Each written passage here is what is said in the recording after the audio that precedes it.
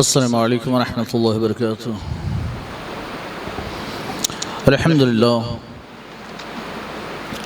الحمدللہ وکفی والسلام علی عبادہ الذین اصطفی، اما بعد فاعوذ باللہ من الشیطان الرجیم، بسم اللہ الرحمن الرحیم۔ انما یرید اللہ لیذہب عنکم الرجس اہل البیت، صدق اللہ العلی العظیم وبلغنا رسولہ النبی الکریم ونحن علی ذلک لمن الشاہدین والشاکرین والحمدللہ رب العالمین۔ کچھ عرض و معروض سے قبل آئے ہمارا مل کر انتہائی احترام و عقیدت کے ساتھ اپنے اور ساری کائنات کے مرکز عقیدت گنبد خضرا میں آرام فرمانے والے آقا اور وہاں فدا جناب محمد رسول اللہ صلی اللہ علیہ وسلم کی بارگاہ بے کس پناہ میں جھوم جھوم کر درود پاک کا ہدیہ جگباز بڑھن پر اللہم صلی علی سیدنا مولانا محمد بن الجود والکرم والہ الکرام اجمعین وبارک وسلم، صلاۃ و سلام علیک یا رسول اللہ صلی اللہ علیہ وسلم۔ حضرت مولا کائنات حیدر کرار فاتح خیبر سیدنا امیر المؤمنین علی بن ابی طالب کرم اللہ تعالی وجہہ الکریم کے حوالے سے ہم نے کچھ باتیں عرض کی تھی۔ مولا کائنات نے اللہ کے رسول صلی اللہ علیہ وسلم کی گود میں پرورش پائی، آپ کے گھر میں پرورش پائی، تو حضرت علی کرم اللہ تعالی وجہہ الکریم کو سرکار نے اس طور پر تربیت دی کہ آپ کا زندگی کا منہج، زندگی گزارنے کا جو طریقہ ہے وہ یہ کہ اللہ اور اس کا رسول راضی رہے۔ ہر بات میں حضرت علی نے ہمیشہ اپنے محبوب کریم صلی اللہ علیہ وسلم اللہ کی رضا یہ پیش نظر رکھا، ان دو کے سوا کوئی اور طریقہ ہی نہیں۔ آپ حضرت علی کی پوری زندگی کا مطالعہ کریں تو آپ کو ہر بات، ہر جگہ یہ بات نظر آئے گی، ایک بات، اللہ اور اس کا رسول راضی رہے، وہ جو حکم دیں، جو کہیں اسی پر عمل کرنا، اور اللہ اور رسول کی رضا کے سوا کوئی اور کام نہ کرنا، یہ حضرت مولا کائنات کا پوری زندگی کا عمل ہے۔ اور یہ اس لیے ہے کہ چونکہ حضرت مولا کائنات کی پرورش، آپ کی تربیت اللہ کے رسول صلی اللہ علیہ وسلم نے کی، اور سرکار کا پہلے سے یہی ایک انداز اور طریقہ رہا، صرف مولا کائنات کو نہیں، آپ ہر مومن کو، ہر انسان کو یہ یعنی بتاتے اور بنانا چاہتے تھے کہ بندہ زندگی گزارے تو صرف اللہ رسول کے لیے، اس کی نگاہوں میں اس کے سوا کوئی اور چیز ہونی نہیں چاہیے۔ اللہ نے قرآن پاک میں ایک آیت مبارکہ ارشاد فرمائی جو ہمیں اپنی زندگی میں شامل کرنے کی ضرورت ہے، وہ یہ کہ اللہ تعالیٰ قرآن میں ارشاد فرماتا اپنے محبوب سے، اے محبوب آپ کہہ دیں لوگوں سے کہ میری زندگی، میری موت، میری نمازیں، میری عبادتیں، میری قربانیاں سب اللہ رب العالمین کے لیے، یہ میری زندگی، یہی زندگی تمہیں اختیار کرنی ہے، یہی زندگی تمہیں اختیار کرنی۔ البتہ امت مصطفیٰ کو اللہ نے ایک دوسرا راستہ بھی عطا فرمایا، ایک تو یہ کہ اللہ ہی کے لیے سب کچھ کرنا، اور دوسرا اللہ فرماتا ہے لکم فی رسول اللہ اسوۃ حسنہ، تمہارے لیے رسول کی زندگی میں نمونہ عمل ہے، اسوہ حسنہ ہے، تم رسول کو دیکھتے جاؤ، زندگی گزارتے جاؤ۔ دوسری جگہ ارشاد فرمایا، اللہ تعالیٰ فرماتا ہے کہ میرے محبوب تمہیں جو دیں، ما آتاکم الرسول فخذوہ، جو وہ تمہیں دے دیں اسے لے لو، وَمَا نَهَاكُمْ عَنْهُ فَانْتَهُوا، جس سے منع کریں رک جاؤ۔ تو یہ ایک ایسی عظیم الشان آیت ہے جو اللہ کے رسول صلی اللہ علیہ وسلم کے فرامین پر عمل کرنے پر ہمیں ابھارتی ہے۔ کچھ لوگ ہوتے ہیں ان کی سوچ، قرآن میں تو منع نہیں کیا نا، قرآن میں تو منع نہیں کیا، لیکن حدیث کا منع بھی قرآن کا منع ہے۔ اللہ نے قرآن میں فرمایا وَمَا يَنْتِقُ عَنِ الْهَوَىٰ إِنْ هُوَ إِلَّا وَحْيٌ يُوحَىٰ، یہ میرا محبوب اپنی طرف سے تو کچھ کہتا ہی نہیں، یہ جو بھی کہتا ہے اللہ کی وحی سے کہتا ہے، اللہ کی وحی کے ذریعے کلام کرتے ہیں، بات کرتے ہیں۔ ہر معاملے میں سرکار نے جو کہا ہے وہ حضور نے جو بھی کہا اللہ کی طرف سے کہا، اللہ کی وحی سے کہا، اور اللہ نے ان کی زبان سے کہلوایا۔ کبھی تو یہ ہے کہ وحی سے کہا، کبھی سرکار کے دل میں اللہ نے ڈال دیا، اور کبھی اللہ نے اپنے محبوب کی زبان پر وہ بات جاری فرمائی تاکہ لوگوں کو ایک شعور حاصل ہو، تعلیم حاصل ہو، سلیقہ آ جائے۔ اللہ کے رسول صلی اللہ علیہ وسلم نے ہر بات میں اپنے رب کی رضا چاہی، تو پھر مولا کائنات ہیں، مولا کائنات بھی ہر بات میں اللہ اور اس کے رسول کی رضا چاہتے ہیں، بس کسی طرح اللہ اور اس کا رسول راضی ہو جائے۔ تو جب سرکار صلی اللہ علیہ وسلم ہجرت فرماتے ہیں،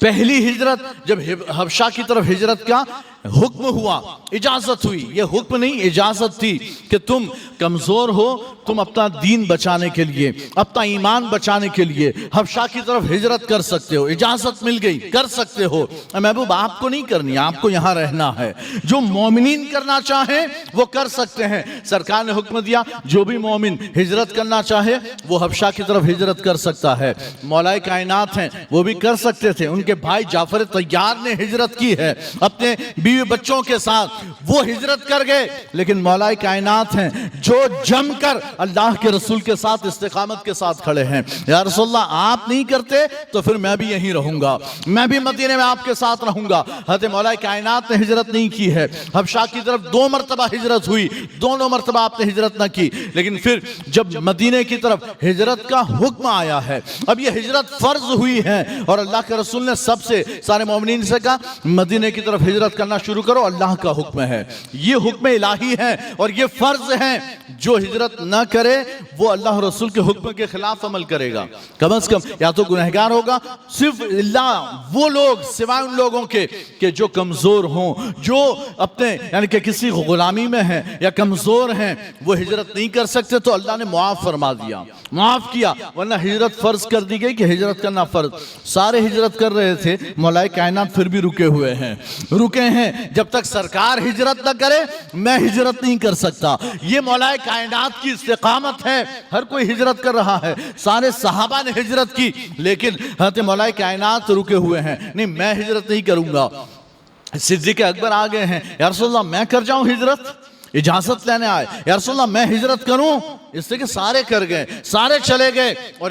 اللہ کا حکم ہے ہجرت کے لیے، یا رسول اللہ میں بھی کروں؟ سرکار فرماتے نہیں ابو بکر تم ہجرت مت کرو، تم مت کرو، لیکن مولا کائنات نے تو اجازت بھی نہیں لی ہے۔ جب تک سرکار ہیں مکہ معظمہ میں تب تک میں بھی مکہ میں رہوں گا۔ حضرت مولا کائنات موجود ہیں اللہ کے رسول کے ساتھ۔ صدیق اکبر فرماتے ہیں کہ جب سرکار نے مجھ سے کہا نہیں ابو بکر تم رکو، تم ہجرت مت کرو، تو صدیق اکبر کہتے ہیں مجھے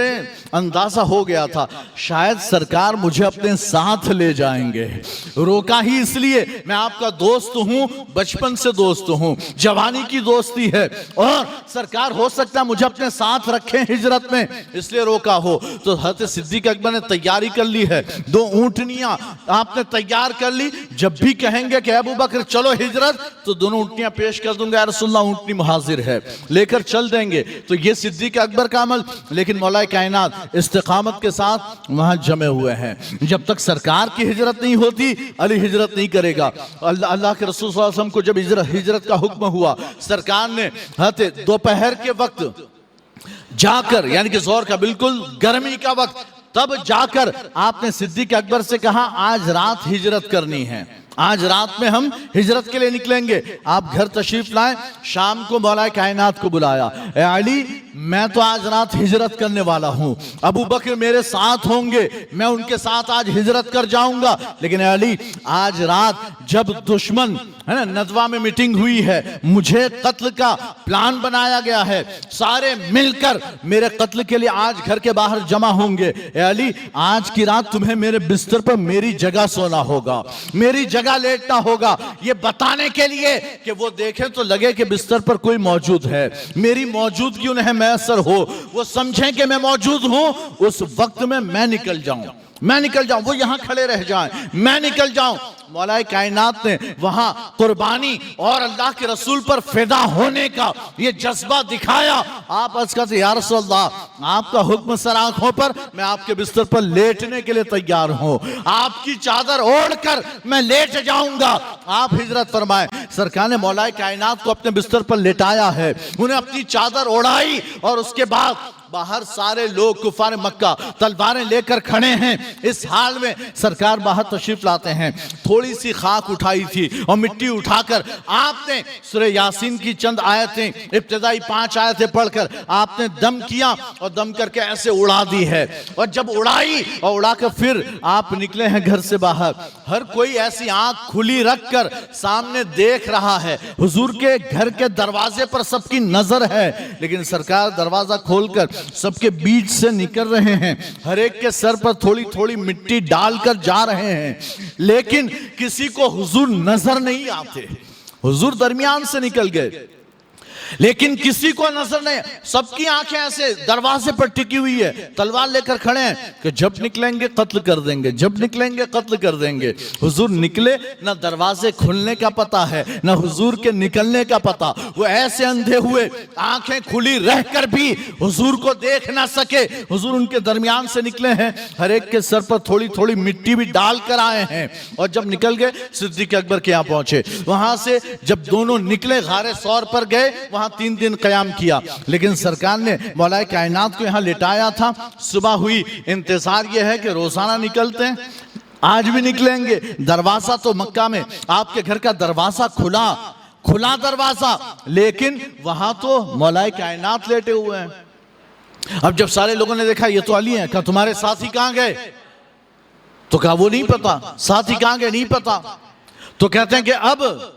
مولا کائنات کو انہوں نے پکڑا اور پکڑ کر انہیں گھسیٹ کر لے گئے حرم کعبہ میں مولا کائنات کو گھسیٹ کر لے گئے، وہاں مارا پیٹا، پوچھا گیا کہ بتاؤ کہاں گئے؟ حضرت مولا کائنات فرماتے ہیں مجھے کیا پتا کہ کہاں گئے، مجھے کیا پتا، وہ تو تم نے انہیں نکالا وہ نکل گئے، تم نے انہیں نکالا وہ نکل گئے، مجھے تو پتا ہی نہیں کہ کیا ہوا، مجھے نہیں پتا وہ کہاں۔ بہت مارا پیٹا، ایک دن آپ کو بند بھی کر دیا، قید کیا گیا، لیکن پھر آخرکار چھوڑ دیا۔ وہ کہتے رہے، حضرت مولا کائنات ایک ہی بات پر ڈٹے رہے، مجھے نہیں پتا وہ کہاں گئے، بس مجھے اتنا پتا ہے کہ میں ان کے بستر پر لیٹا ہوا تھا، وہ چلے گئے، تم نے جانے دیا وہ چلے گئے، تم نے نکال دیا وہ چلے گئے، مجھے نہیں پتا وہ کہاں۔ تو مار بھی کھائی ہے، لہو لہان بھی ہوئے، ایک دن بند بھی کر دیے گئے، لیکن مولا کائنات صبر و استقامت کے ساتھ جمے رہے ہیں۔ اور پھر مولا کائنات کو سرکار نے وصیت فرمائی تھی کہ علی جب میں یہاں سے ہجرت کر کے چلا جاؤں، پھر تم ساری امانتیں جو کفار مکہ کی میرے پاس ہیں وہ سب کو دے کر پھر تم بھی آ جانا۔ تو حضرت مولا کائنات 3 دن رکے، اور اس کے بعد ہر گلی کوچے میں جا کر جس کی امانت تھی وہ ساری امانتیں انہیں ادا کی، یہ تمہاری امانت، یہ تمہاری امانت، یہ سارے لوگوں کو امانت ادا کر دی۔ پھر آپ نے بھی ہجرت کی، سرکار نے فرماتا سب دے کر آ جانا۔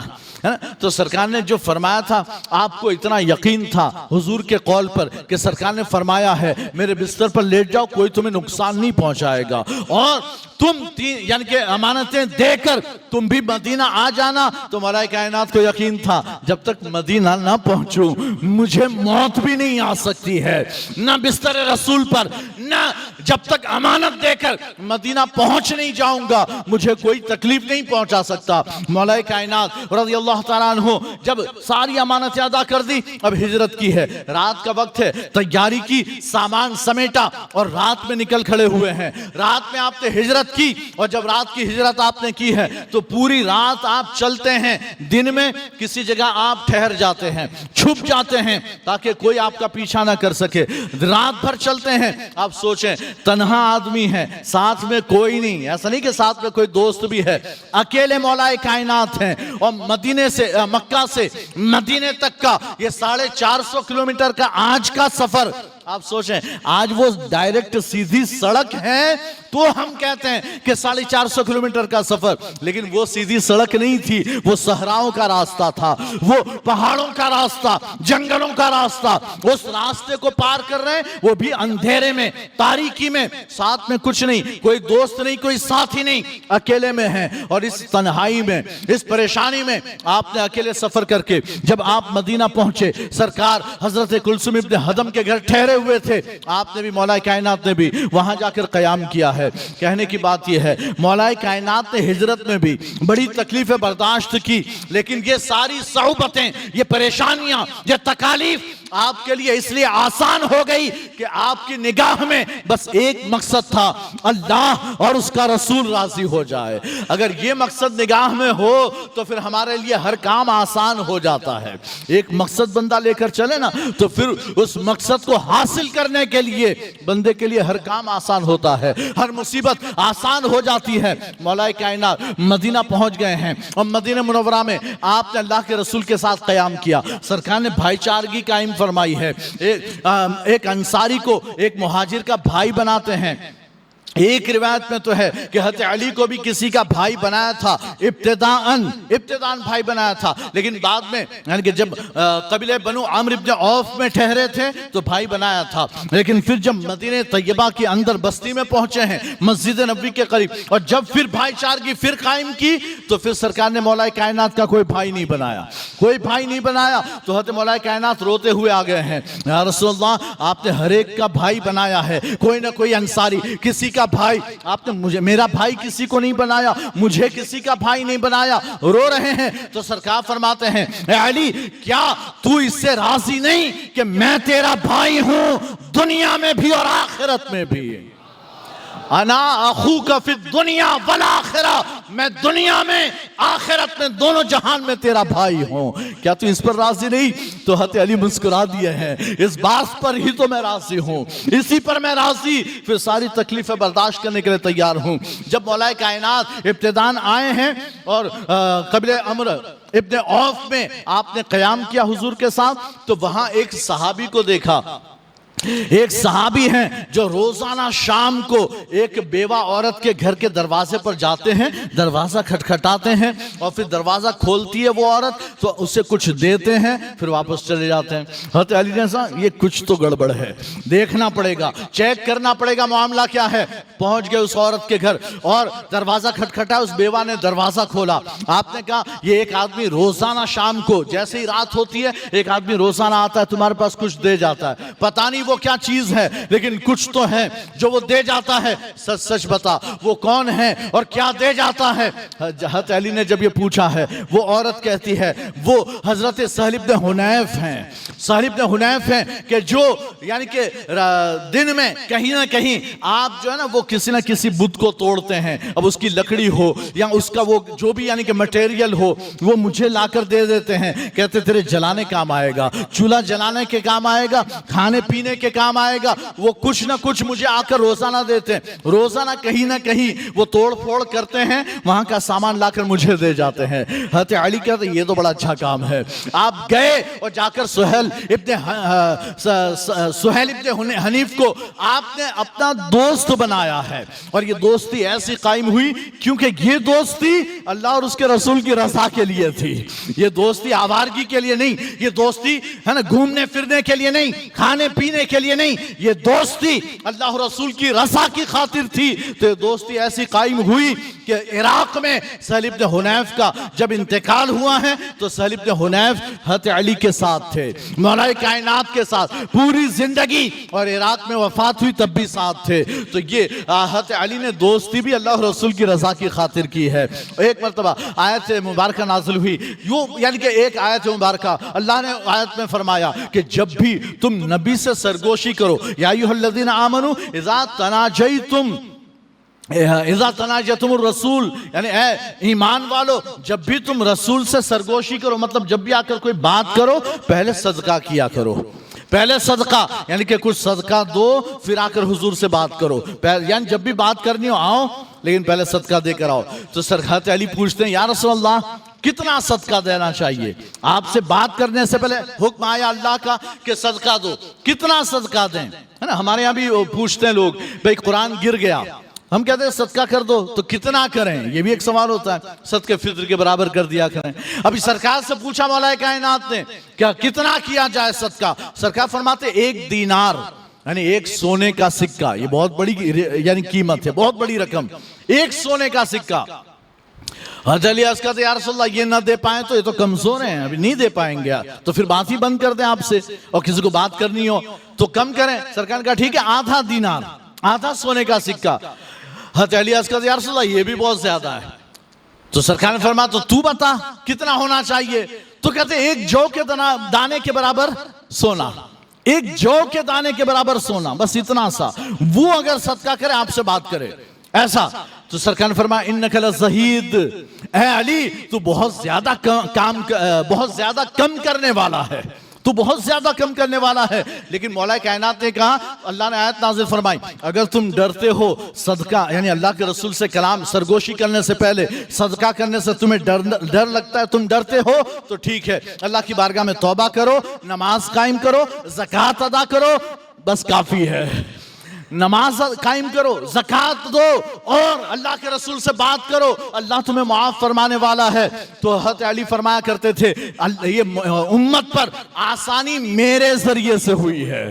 یہ امت پر آسانی میرے ذریعے سے، میں نے کم کروایا، میں نے سرکار کو بتایا، یا رسول اللہ لوگ نہیں کر پائیں گے، تو اللہ نے آیت نازل فرمائی کہ ٹھیک ہے، سونا خرچ نہ کر سکیں، صدقہ نہ دے سکیں، اگر اس سے ڈرتے ہوں تو کم از کم اتنا کریں، اللہ کی بارگاہ میں توبہ کریں، اور اللہ کی بارگاہ میں توبہ کر کے نماز قائم کریں، زکوٰۃ دیں، رسول سے جتنی بات کرنی ہو کرتے جائیں۔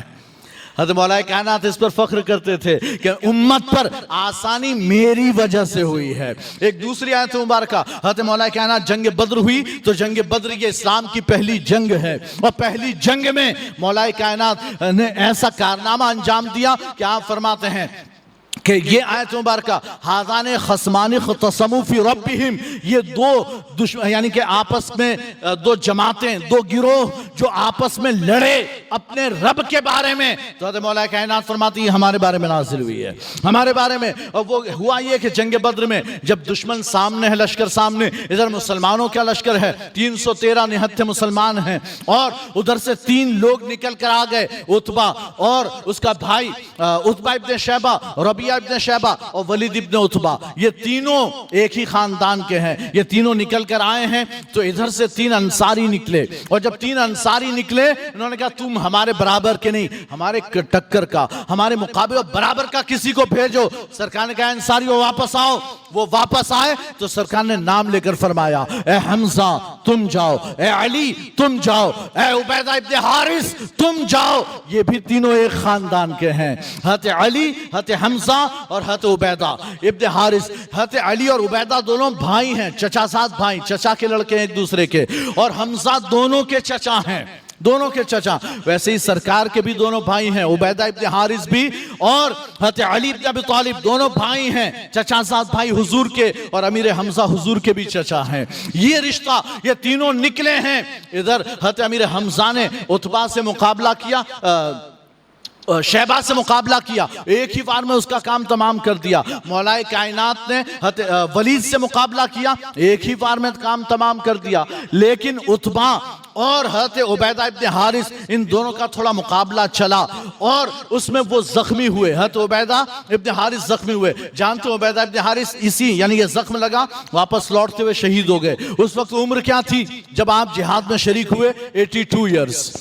82 سال کی عمر میں عبیدہ ابن حارث جنگ بدر میں شریک ہوئے ہیں، اور مقابلے کے لیے جنگ بدر میں جو سب سے پہلے نکلے مولا کائنات امیر حمزہ، اور ساتھ میں عبیدہ ابن حارث جو 82 سال کی عمر ہے، وہ نکلے اور زخمی ہوئے۔ جب وہ زخمی ہوئے تو پھر حضرت امیر حمزہ اور علی دوڑ کر آئے، اور دونوں نے وار کر کے عتبہ کا بھی کام تمام کر دیا۔ اب یہ تینوں مارے گئے، یہ واپس آئے، وہ زخمی ہیں۔ جب جنگ بدر ختم ہو گئی، سارا معاملہ نپٹ گیا، سرکار وہاں 3 دن رکے، سب کو گڈھے میں بدر کے کنویں میں ڈالا، واپس لوٹ رہے تھے تو کچھ لوگ بات کر رہے تھے کہ عبیدہ ابن حارث تو بچا کر میدان جنگ سے لائے گئے، اور جو میدان جنگ سے بچا کر لایا جائے، علاج کروایا جائے، وہ دنیا سے کچھ فائدہ اٹھائے تو پھر وہ شہید نہیں رہتا، وہ شہید نہیں کہلاتا۔ تو عبیدہ تو شہید، اگر مر بھی گئے تو وفات ہوگی، شہید تو نہیں کہلائیں گے۔ عبیدہ ابن حارث تک بات پہنچی، انہوں نے حضور سے پوچھ لیا،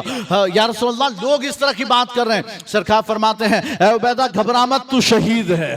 تو شہید ہے۔ تو یہ اللہ کے رسول کا اختیار، جسے چاہیں شہادت عطا فرما دے، فرمایا تو شہید ہے۔ تو مولا کائنات نے وہاں یہ بہادری دکھائی۔ آپ فرماتے یہ آیت ہذان خصمان اختصموا فی ربہم ہمارے بارے میں نازل ہوئی، اور پھر مولا کائنات فرماتے ہیں، دونوں بخاری کی روایت ہے، پھر مولا کائنات فرماتے ہیں کہ سب سے پہلے اسلام کے لیے، اللہ کے لیے حساب دینے کے لیے جو لوگ حاضر ہوں گے وہ ہم 6 ہوں گے، مومنین کی طرف سے ہم تین اور کفار کی طرف سے وہ تین، اور ہمارا حساب سب سے پہلے ہوگا، پہلا حساب ہوگا۔ یہ مولا کائنات اس پر بھی فخر کرتے تھے کہ یہ آیت ہمارے بارے میں نازل ہوئی ہے۔ اللہ تعالیٰ مولا کائنات جیسی استقامت اور بہادری اور شجاعت ہمیں بھی عطا فرمائے۔ وآخر دعوانا الحمدللہ رب العالمین۔ السلام علیکم۔